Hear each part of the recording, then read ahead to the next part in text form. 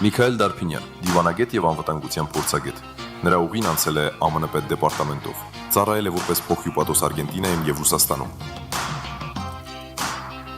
Եղել է Իսպանիայի հյուպատոսության վիզաների պատասխանատուն Լոս Անջելեսում։ Արցախում կատարել է ականաձերծման աշխատանքների վերլուծություններ եւ այսօր նա լոգիստիկ անվտանգության եւ ռիսկերի առաջատար վերլուծաբան է հոլանդական կազմակերպությունում։ Տիրապետում է բարդ աշխարհաքաղաքական գործընթացների կառավարմանը։ Միքայել Դարփինյան, հայր եւ ամուսին, ով կարողանալով հաջողության հասնել արտասահմանում, այնուամենայնիվ իր ընտանիքի կյանքը որոշել է կառուցել իր հայրենիքում։ Այս ուժը, գիտելիքը եւ նվիրվածությունն արդեն ծառայում են մեր երկրի անվտանգությունն ապահովելու եւ ուժեղ խաղաղություն բերելու գործին։ Միասին մենք կկառուցենք ուժեղ Հայաստան, այլևս թույլ չենք լինելու։ Միայն ուժեղ դիվանագիտությունն է, որը բերելու է ոչ թե ժամանակավոր, այլ ուժեղ խաղաղություն։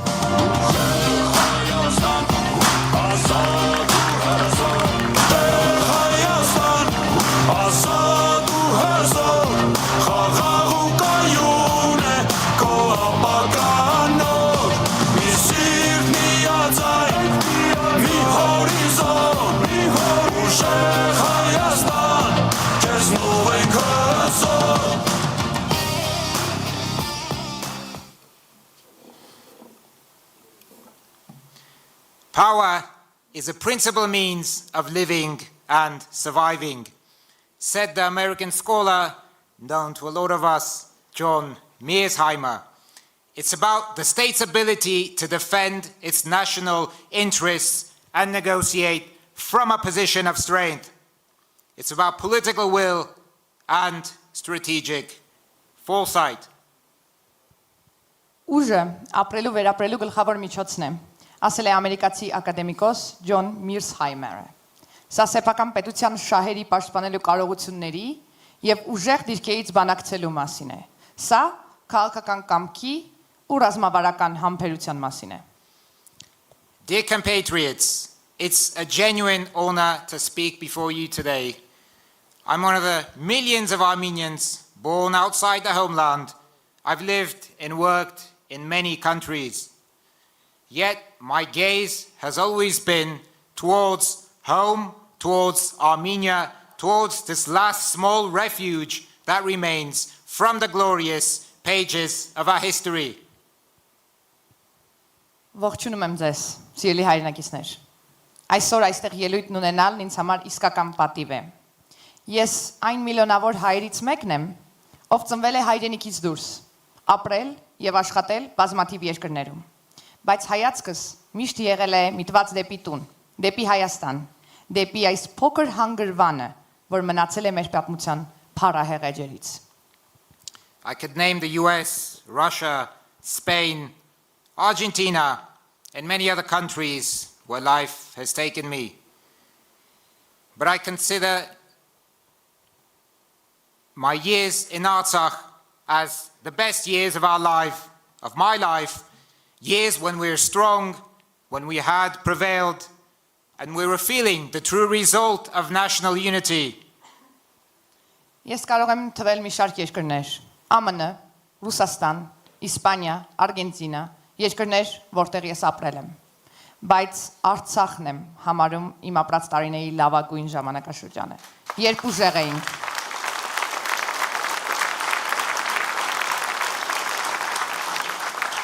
Երբ ուժեղ էինք եւ հաղթանակած, երբ զգում էինք հզոր միասնականության արդյունքը։ Sadly, today's reality is very different. We see the decline of relations with strategic allies, the erosion of Armenia's subjectivity on the international stage, the lack of capacity to respond to, deter, and position ourselves in the face of possible military escalation in the region. At present, Armenia is in its most vulnerable position ever, lacking effective deterrence, both military and diplomatic. Following repeated defeats in war, thousands of casualties and territorial losses, citizens no longer feel safe. Այսօրվա իրականությունը ցավոք լիովին այլ է։ Տեսնում ենք ռազմավարական դաշնակիցների հետ հարաբերությունների վատ թարացում։ միջազգային հարթակներում Հայաստանի սուբյեկտայնության ոչնչացում։ Տարածաշրջանում հնարավոր ռազմական էսկալացիաներին համարժեք արձագանքելու, հակազդելու, դիրքավորվելու ունակությունների բացակայություն։ Հայաստանը ներկայումս իր ամենախոցելի ժամանակներն է ապրում։ Զսպող մեխանիզմներից զուրկ, թե ռազմական, թե դիվանագիտական առումներով։ Իրար հետևից պատերազմներում պարտվելով, հազարավոր զոհերից ու տարածքային կորուստներից հետո քաղաքացիներն իրենց անվտանգ չեն զգում։ You may lose the battle, but you have no right to lose the future. The future will be passing on to the children of today. After numerous defeats and losses, foreign policy cannot be based on resentment or isolation from the world. It must be based on sober calculations. It must begin with a clear definition of national interests and their consistent defense. It must mean a transition from the emotional to cold-hearted strategic planning. Diplomacy is not about passive adaptation. For example, in the logic of negotiations, the existence and upholding of red lines, the defense of national interests, are the essential preconditions for a strong, lasting peace. Let's take a step back for a minute now and remember history. After the attack on Pearl Harbor in 1941, the then US President Franklin Roosevelt described the day as a day that will live in infamy. We remember those words, famous words. But what followed was no despair. The response of the US was the mobilization, full mobilization of natural potential. This is a lesson for Armenia as well.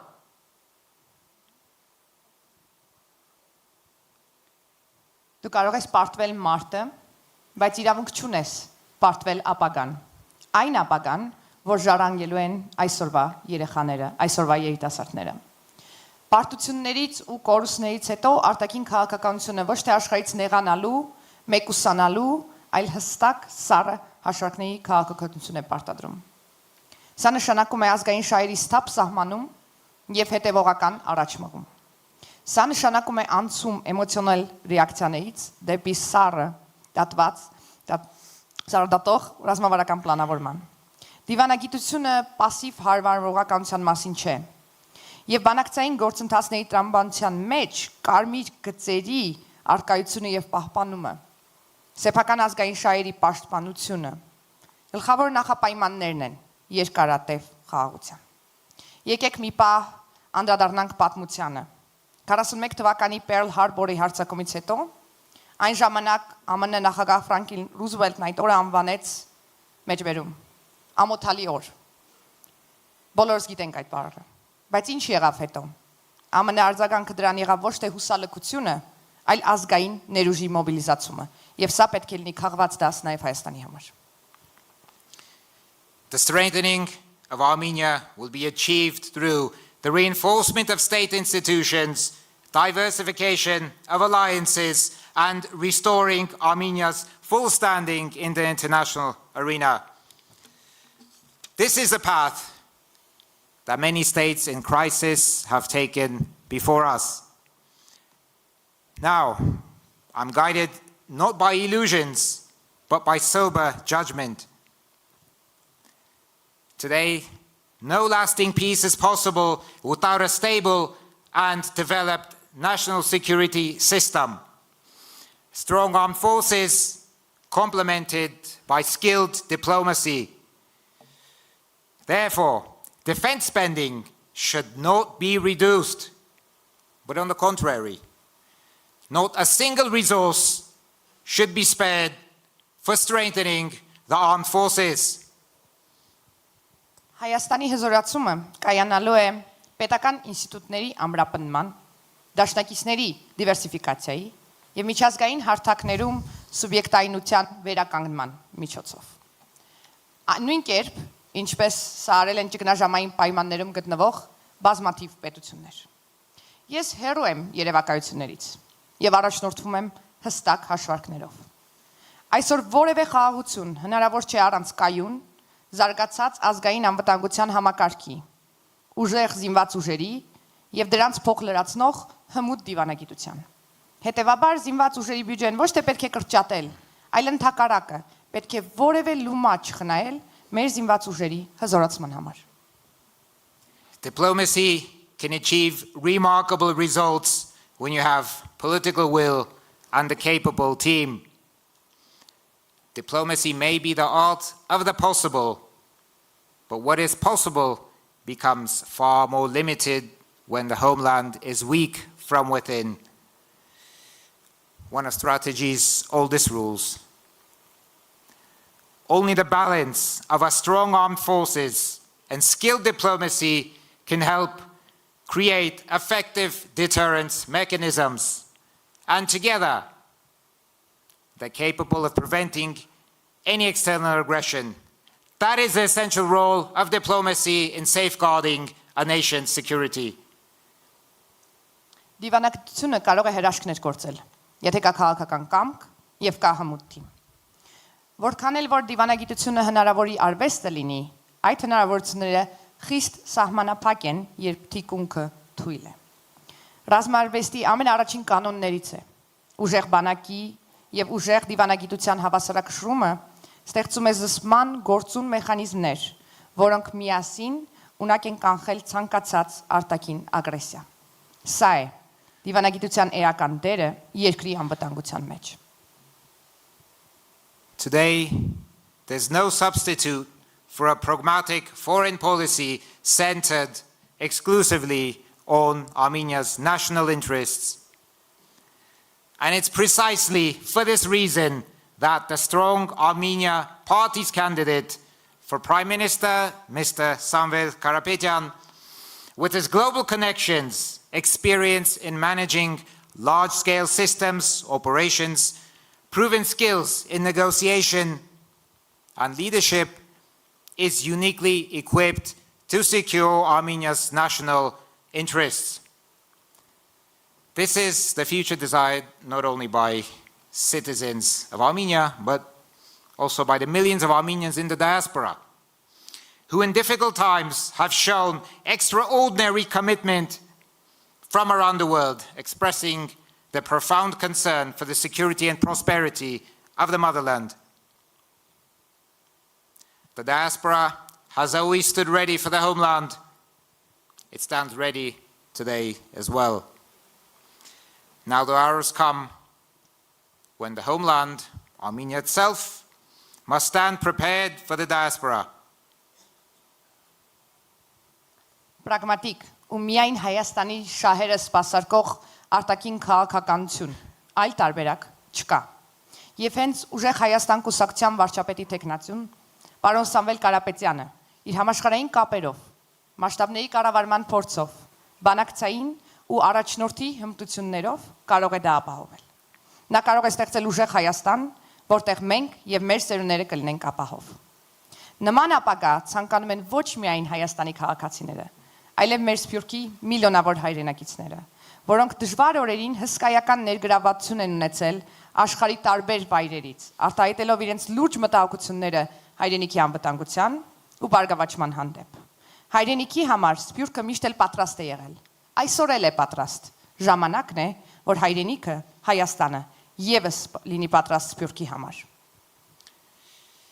Today, we're ready to rebuild our fraternal ties, ready to restore mutual trust with the diaspora, trust eroded in recent years to the detriment of all of us, but to the benefit of a particular few.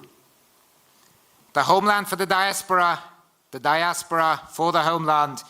This responsibility belongs to all of us, allowing us together once again to achieve new victories. Այսօր մենք ենք պատրաստ վերակառուցել մեր միջև եղբայրական կապերը, վերականգնել փոխադարձ վստահությունը, որոնք այս վերջին տարիներին խզվել են ի վնաս բոլորիս, բայց օգուտ հատուկ են դերակատարների։ Հայրենիքը սփյուռքի համար, սփյուռքը հայրենիքի համար։ Բոլորս ենք կիսում այս պատասխանատվությունը եւ միասին հասնելու ենք նորանոր հաղթանակների։ Ես որպես հայ ծնված ԱՄՆ-ում, մայրս գյումրեցի, հայրս Հալեբից հայրենադարձ, ճամփորդել, սովորել, ապրել, աշխատել է մի քանի տասնյակ երկրներում, բայց վերջին կանգառս համարում եմ այստեղ, որտեղ միասին ձեզ հետ կողք կողքի կառուցելու ենք մեր ուժեղ ապագան, ուժեղ Հայաստանը։ Բաժանորդագրվեք Արմադ մեդիայի ալիքներին YouTube-ում, Facebook-ում, Instagram-ում և Telegram-ում։